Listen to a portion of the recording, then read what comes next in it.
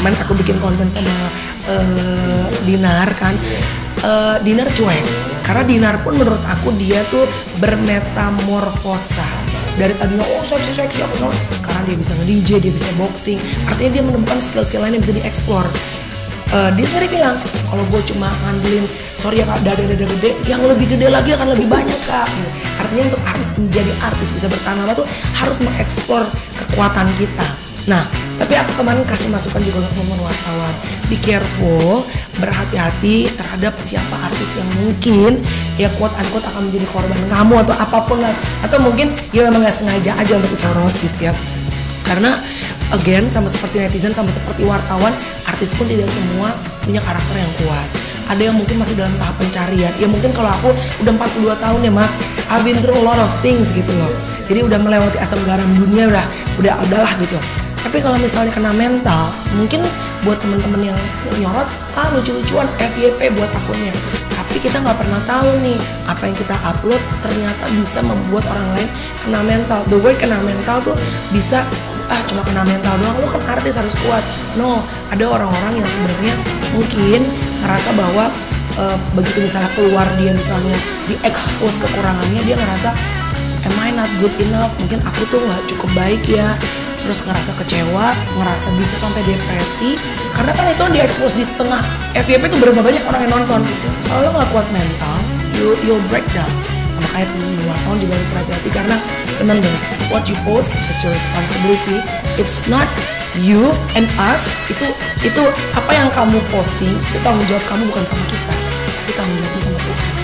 Karena apapun yang kita posting, like aku juga, apa yang aku posting sebagai content creator itu tanggung jawab aku, dan itu akan menjadi legacy peninggalan kita saat kita nanti udah nggak ada di dunia.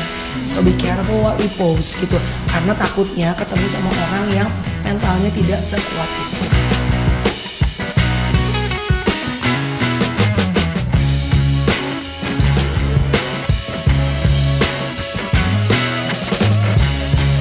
Kayak Dr. Richard kan pinter, bisa langsung switch bikin konten. Dinar cuek, tapi kalau orangnya yang mungkin misalnya baperan, tapi nggak bisa ngomong, and then dia ngerasa depres, ngerasa wah gue mungkin jualannya di fisik ya gitu, mungkin ya, apalah pekerjaannya gitu, terus dia ngerasa wah gue kayak dikulitin loh gitu, terus dia mungkin ngerasa mau ngomong tapi takutnya dihajar netizen, loh itu emang itu muka lo gitu kan.